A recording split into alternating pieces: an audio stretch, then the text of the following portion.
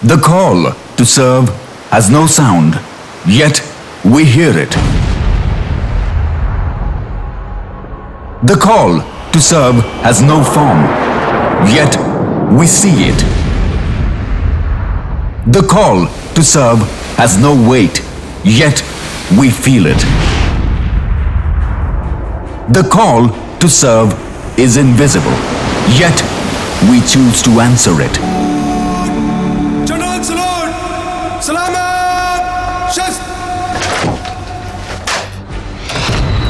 For us, the men of the Indian Navy, the lure of the sea and its call to arms embodies the core values of patriotism and loyalty, resolve and fighting spirit, integrity and honesty, duty and commitment, and above all, example.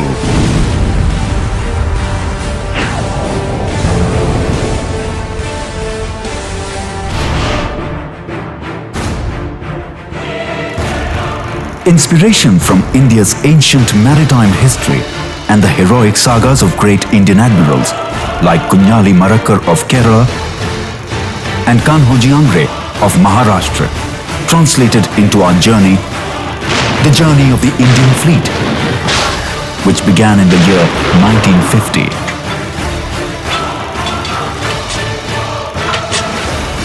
This journey encompasses the birth and life of the sword arm of the Indian Navy, the Western Fleet, the guardians of our western seaboard. India's coastline stretches over 7,500 kilometers, which, while making us the largest player in the Indian Ocean region, also makes us an extremely vulnerable state. But the Western Fleet, ever vigilant, tirelessly ensures that each citizen can stand safe and pump his chest with pride as he watches the waves break on the coastline of this proud nation of ours. As India takes long strides towards economic growth, the Western Fleet ensures that each step is taken with safety, surety, and supreme confidence. Approximately 70% of India's economy is by way of the western coast, through which more than $260 billion worth of oil passes through the Indian Ocean. India has over 2.5 million square kilometers of sea under its exclusive economic zone, which is almost two-thirds the size of India's land. Thus, India has the most assertive claim to maritime dominance in the Indian Ocean region.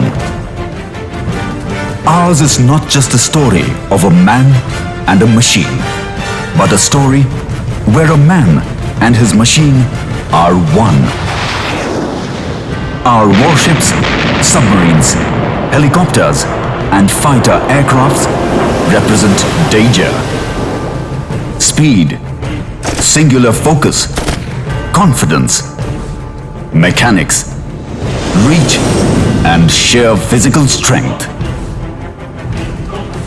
Each operational year brings forth its own set of challenges for the Western Fleet. The year 2013-14 was a period of achievement, accomplishment, professional satisfaction, and triumph.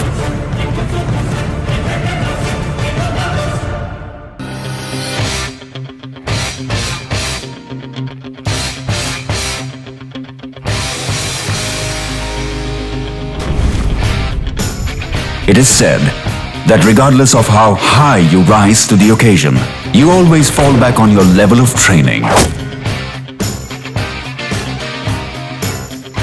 The pre-campaign season begins with the fleet ships being worked up by the teams who function under the aegis of the Flag Officer Sea Training based at Kochi. Here, the ship as a team is put through the rigors of operational stresses and requirements so as to bring the men and their machinery to peak fighting efficiency that is expected of every ship of the sword arm.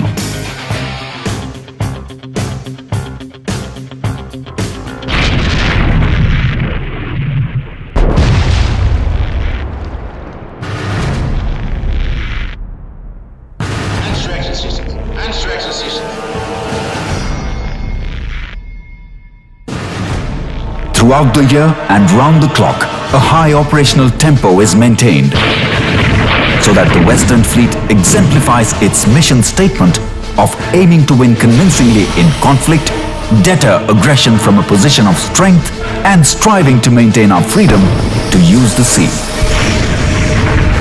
To project a show of strength and power, the Western Fleet regularly exercises its men, weapons, and ships at sea. The most notable of these having been the Defense of Gujarat Area exercise, the theatre-level operational exercise Tropex over the southern Indian Ocean region, and the Fleet Operational Readiness Inspection overseen by the Flag Officer Commanding-in-Chief, Western Naval Command.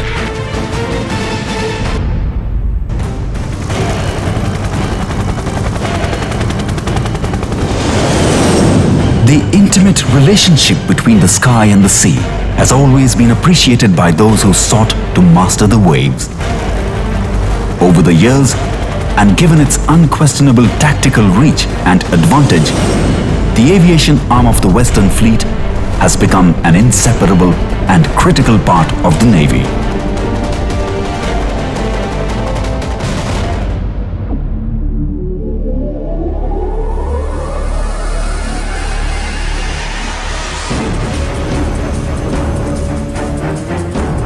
On 8th February 2014, we saw history in the making, with India adding the 44,500-ton INS Vikramaditya to its arsenal, wherein one of our Black Panthers landed a MiG-29K on the carrier's deck, making it a proud moment for every Indian.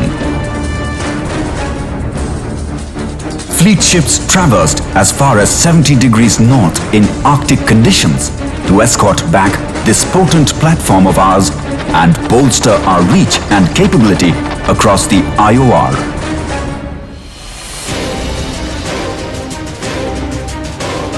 The MiG-29K is a state-of-art all-weather carrier-based air dominance fighter that has transformed Indian naval aviation into an offensive battle space player.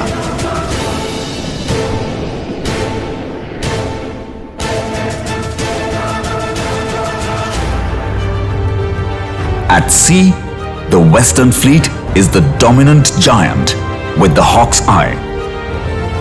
Our presence instills confidence in the merchant ships that carry not just goods worth thousands of crores of rupees, but also the world's economy, the country's stability, and India's growth. However, increased requirements in recent times to address low-intensity and asymmetric threats from non-state players have increased the tempo of anti-piracy operations in the Gulf of Aden and patrols in the exclusive economic zone of Mauritius, Maldives, and Seychelles.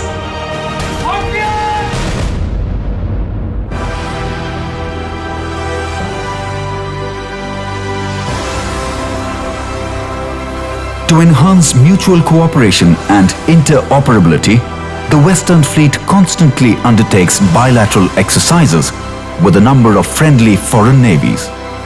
As deployed instruments of India's foreign policy, this year nominated fleet units went to Kuwait, Muscat, Doha, and Dubai. The fleet also exercised with the navies of France, Kuwait, Qatar, South Korea, Sri Lanka, UAE, and the UK. At the foreign port of calls, we showcased our naval capabilities, bonded with people of Indian origin, our foreign friends and their maritime forces, where we made friendships that we hope will last a lifetime.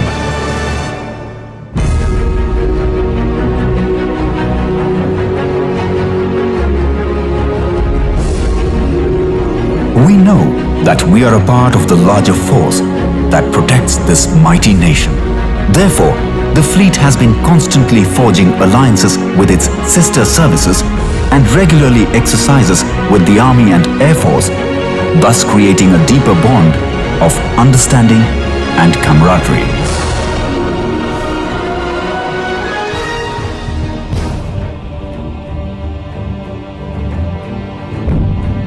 The sea is our land and the ships our home. And what a wonderful home it is.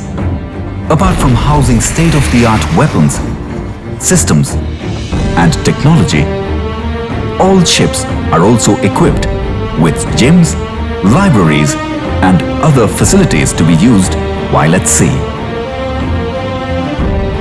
In addition to the facilities on board, the Western Fleet has a fleet sports and training complex which boasts of a state-of-the-art gymnasium, pool tables, and basketball courts. Adventure activities is another area of focus, and personnel from fleet ships are deputed regularly to various organized camps so as to keep the spirit of adventure and exploration alive. The Navy aims to supplement a healthy mind with a healthy body, which is provided for by our cooks and galley staff who provide for nutritious and wholesome meals so as to allow the men to maintain a high state of physical fitness and mental alertness.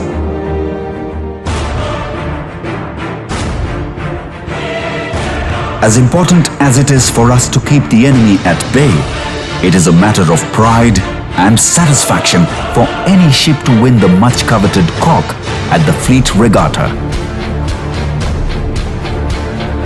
Each new year brings out the competitive spirit of the fleet, with each ship fighting for its pride. The stakes are high, and this is the fight to prove not just our mettle, but more importantly, to earn boasting rights for an entire year as the cock ship. The regatta sets the pace for the year's sports calendar, where the fleet ships contest passionately for every trophy and every competition.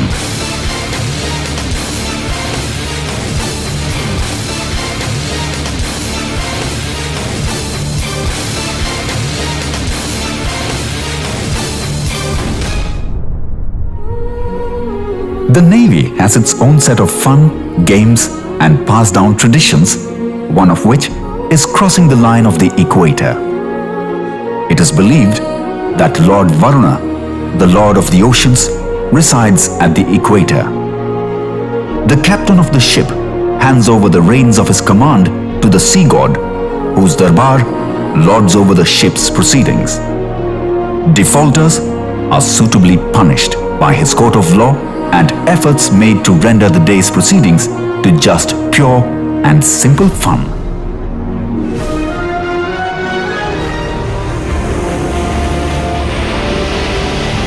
We battle the torrent seas with supreme confidence, knowing very well that the family, that is the Indian Navy, will care for our families left behind at home.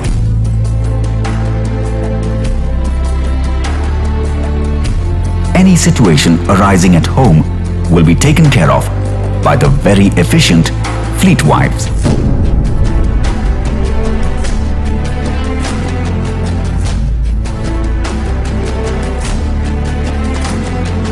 The Naval Wives Welfare Association follows an open-door policy for active participation by members at any stage in any of its programs.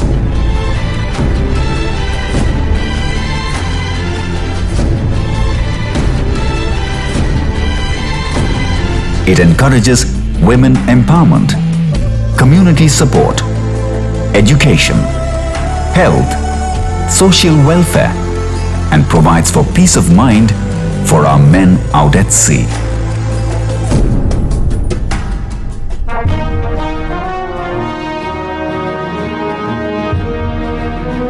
With a hope to inspire the young to continue our romance with the sea, the Western Fleet doubles up as a bright and exciting educational platform for school children, cadets, and inspired youth from the National Cadet Corps.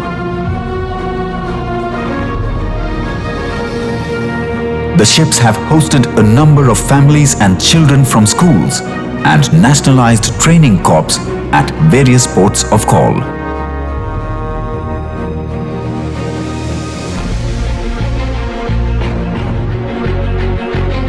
The The fleet has always represented both continuity and change.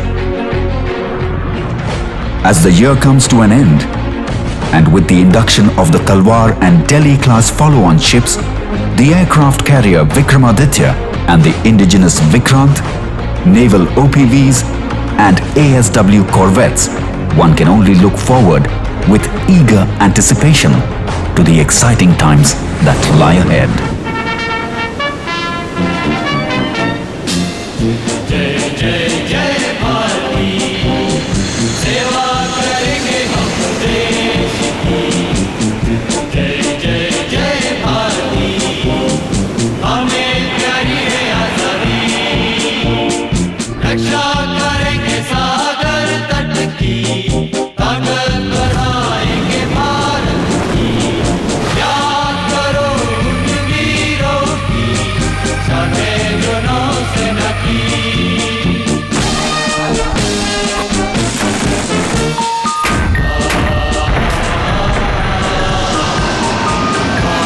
Ours is a life full of adventure, challenges, purpose, and respect.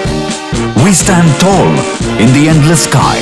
We stand brave in the vastness of the ocean and stare fearlessly into the depths of the sea.